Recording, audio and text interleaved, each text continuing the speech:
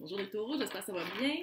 On va faire un bel oracle avec les oracles d'Isabelle Serre, que j'adore. Mais les oracles d'Isabelle, je la connais pas. On commence par les vies antérieures. Ça a été de même tout le matin. Moi, il va me faire assommer par des cartes. Animaux. Hey, ça ressort beaucoup.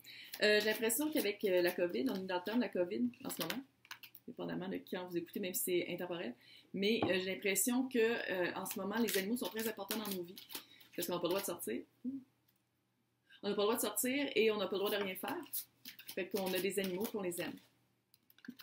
J'ai l'impression que c'est ça. Ouf, savoir antérieur et protection de l'âme.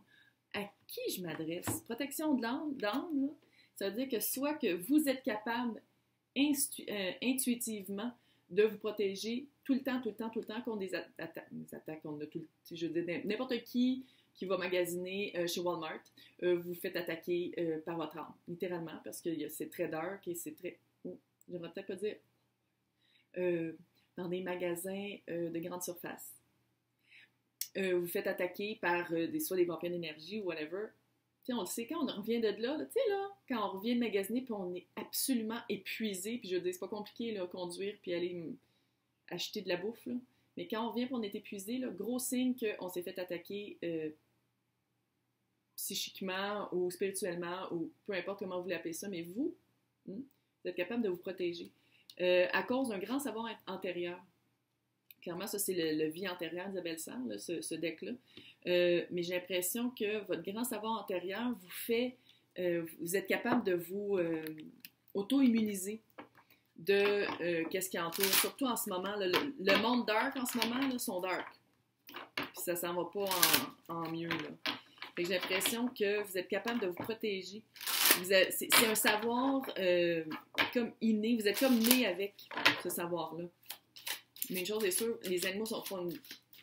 Si vous travaillez peut-être avec des animaux, ça se peut aussi. Là. Ça se peut que vous soyez dans un refuge ou peut-être même pas dans un pet shop. Là. Ouf! Dépendance affective avec vos animaux, ça se peut-tu? Ça se peut. Ça se peut. Je veux dire, on les adore, nos animaux. On veut pas qu'il arrive rien. Magnétisme, cute. OK. Chakra de la gorge. Chakra de la gorge, ça veut dire qu'il faut, c'est pas juste verbalement, ça peut être tout ce qui est communication. J'ai l'impression peut-être que c'est quelque chose à développer. Peut-être que c'est quelque chose avec votre savoir antérieur et votre protection d'âme, c'est peut-être quelque chose que vous pourriez verbaliser à d'autres. Verbaliser à d'autres autour de vous, du monde qui sont proches de vous. Dépendance affective. Ouais, je pense que ça a rapport avec les animaux aussi. Je pense que vous jetez votre dévolu sur vos animaux. D'amour. Mais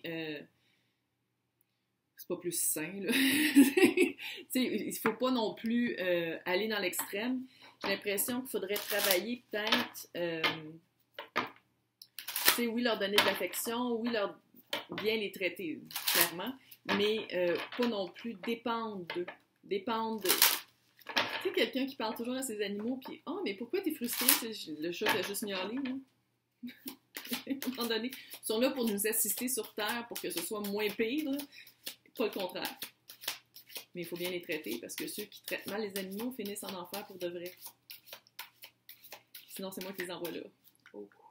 Ouf. Witchy. Donc là, on va faire le chakra du cœur. Prise de conscience de ton âme sœur. Oh. Protection d'âme, ça rapporte. Est-ce que tu protégeais ton âme par rapport à quelqu'un? Est-ce que la dépendance affective, le dévolu que tu as jeté sur les animaux, c'était... Ouais, tu connais déjà ton âme sœur, ça c'est clair. Tu sais de qui je parle. Ça, c'est clair à 100%. Tu sais, âme sœur, ça veut pas dire qu'on finit avec. Hein? Ça veut dire que la personne nous a vraiment... appris des grandes leçons. Ça veut pas dire non plus qu'elle va sortir de notre vie, là, mais je veux dire, c'est pas nécessairement amoureux dans le sens qu'on est vraiment avec, mais j'ai l'impression qu'ici, il y a comme eu un arrêt dans votre relation. Il y a comme eu une pause, parce que justement, peut-être que c'était la personne à qui je parle était trop agrippée après l'autre. peut-être le contraire aussi. Peut-être qu'on étouffait et on n'était plus capable, puis là, on est comme, oh my God, vive les chats, ça peut aussi. Mais il y a eu un manque de communication par rapport à ça. Il y a eu un gros manque de communication. Puis savoir antérieur, c'est clairement, âme sœur, vous étiez dans une autre vie ensemble. Tu connais déjà ton âme sœur, tu sais de qui je parle. C'est pas une question, là, tu sais de qui je parle. Mais la personne de qui on parle, puis qui ne le sait pas, là, il y a une grosse prise de conscience qui a été faite et ça va faire que tout bouge maintenant. Tout bouge maintenant, ça peut aller dans un sens comme dans l'autre. Ça ne veut pas dire nécessairement que vous allez vous marier et avoir 8 chats, là. Ça ne veut pas dire nécessairement ça. Ça veut peut-être dire que la prise de conscience, c'est que, OK, moi, je ne suis pas capable de vivre avec quelqu'un, soit qui m'étouffe, ou quelqu'un qui n'est pas capable que je l'étouffe. Ça peut être ça, ou ça peut être aussi, hey chérie, on travaille-tu ensemble sur le fait qu'il y a une dépendance affective, puis on s'aime pareil, là. Ça se peut aussi que ce soit ça. C'est plus rare, mais ça se peut que ce soit ça. Donc, votre mission de vie, votre, dans le sens, pas vous ensemble, là, pas nécessairement vous ensemble, ça se peut que ce soit vous ensemble, mais d'habitude, c'est plus à la personne à qui je m'adresse, là, qui est capable de se protéger. Fausse promesse. Ça regarde mal pour le gars. Ou la fille. Ça regarde mal pour le tout bouge maintenant, là. C'est marqué fausse promesse. Il y a comme 54. Je vais juste le dire comme ça. C'est juste un jeu, on a du fun. C'est un oracle. On regarde les oracles sur Internet. Mais ouais. Carte de fausse promesse, là, c'est pas un bon augure.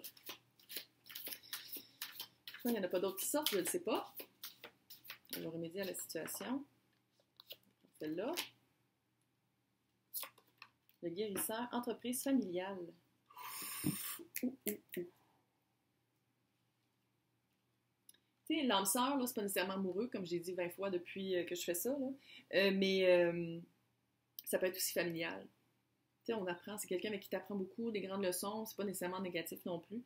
Est-ce que c'est quelqu'un qui va faire des fausses promesses? Chose est sûre, seul toi peux te guérir.